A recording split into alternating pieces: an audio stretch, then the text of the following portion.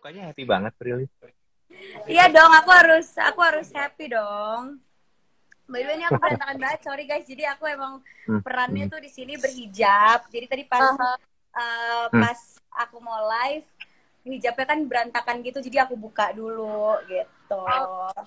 Gak apa-apa. Tapi anyway, Mas Andi dan juga Prilly, nih aku mau tanya dong, boleh nggak? Boleh dong. Awal mula kalian bisa berkolaborasi tuh kenapa nih bisa kayak bisa oke deh kita berdua collab deh gitu loh. Dari Kak Prilly. Mau aku dulu apa Mas Andi dulu yang jawab?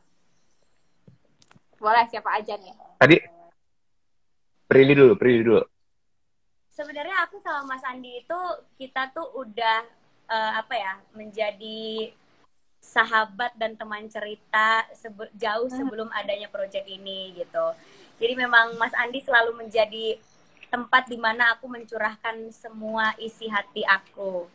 Nah, terus terjadinya proyek ini juga sangat impulsif sekali karena pada saat itu tuh dimulai hanya dari aku pengen main ke apartemennya Mas Andi. Jadi pada saat itu aku lagi menghadapi satu kejadian yang membuat aku kayaknya pengen cari hiburan, pengen bercerita sama orang yang terdekat aku gitu. Akhirnya Mas Andi lah. Akhirnya aku bilang, Mas Andi, aku kayak mau ke apartemen Mas Andi gitu.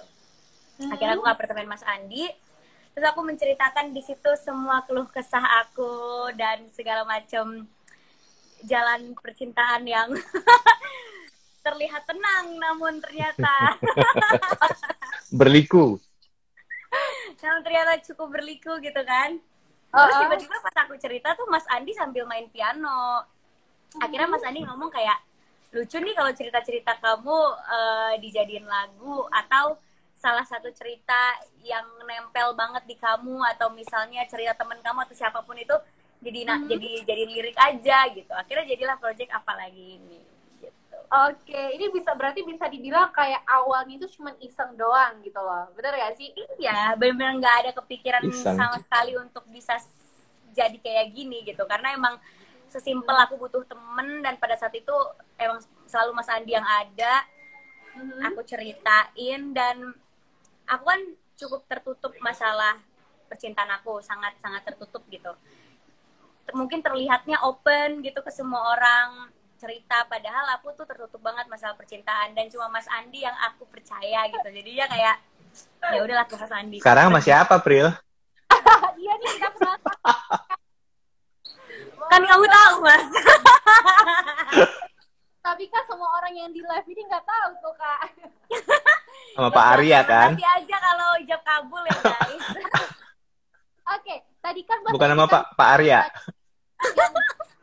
Aransemen tuh Mas Andi kan ya. Dan katanya kita buat liriknya nih. Kalau misalnya diakumulasiin itu udah proses pengerjaannya dari awal sampai akhir itu berapa lama sih?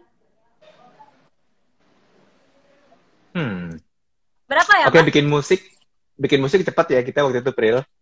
Ada habis Pak itu Monty nunggu. apa-apaan nih katanya. Hah? Ada Pak Monty di live ini katanya. Oh ya ampun.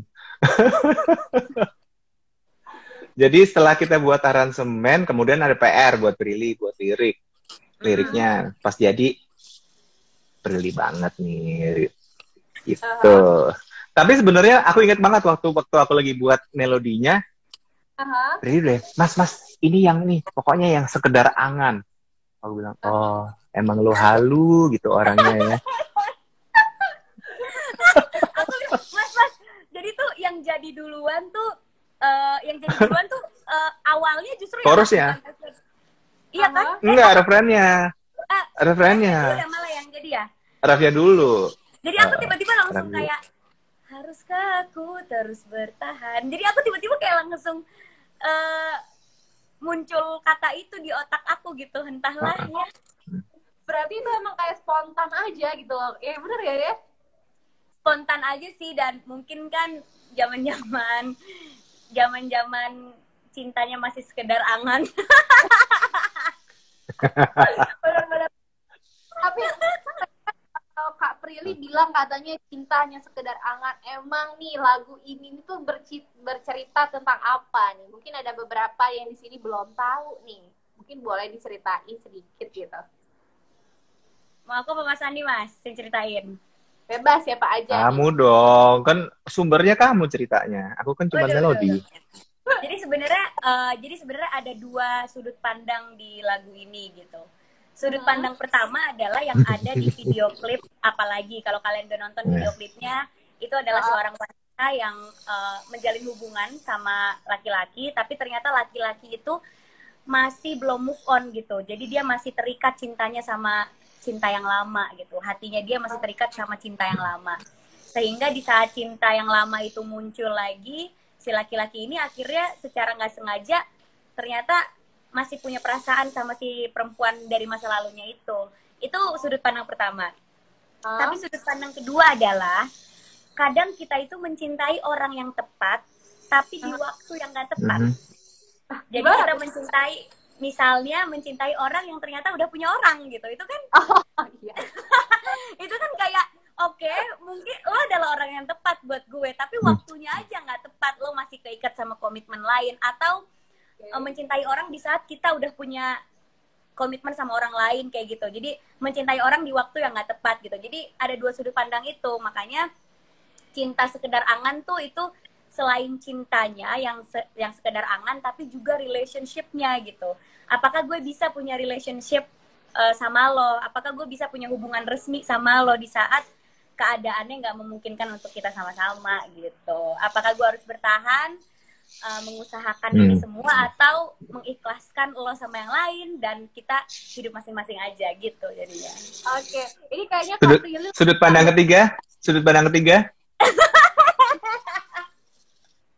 Tapi ini kayaknya sudut pandang ketiga biar aku saja yang tahu, Mas. Apakah ini berdasarkan dari story-nya Kak Prilly atau dari temennya? Tapi kayaknya aku curiga ini berdasarkan pengalaman. Dari Prilly. Aduh. Ya sebenarnya aku itu sering mencintai orang di waktu yang tidak tepat. Makanya kadang suka ngerasa ya sayang sekali gitu, ternyata belum jodoh gitu.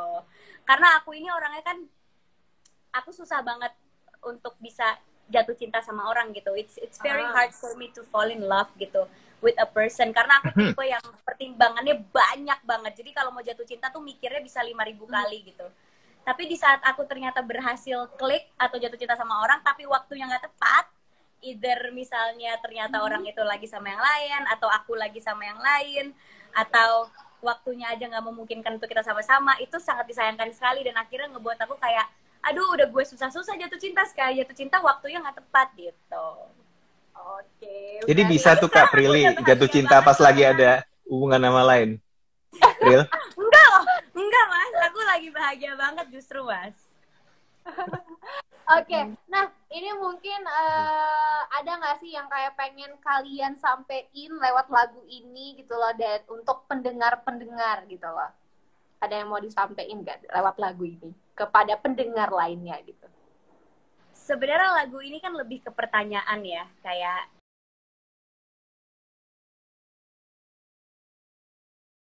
apalagi gitu kan. Ya aku sih cuma pengen menyampaikan aja, kalau memang satu cinta atau satu hubungan itu patut diperjuangkan, boleh diperjuangkan. Tapi kalau ternyata cinta itu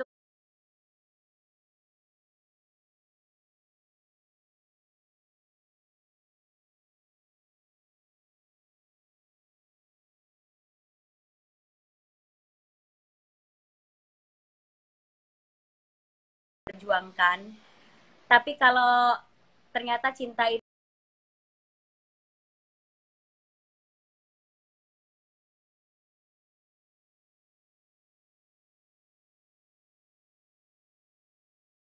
perjuangkan. Tapi kalau ternyata cinta itu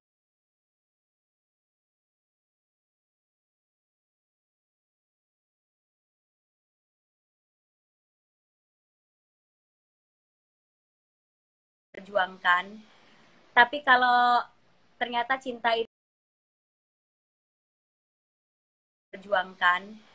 Tapi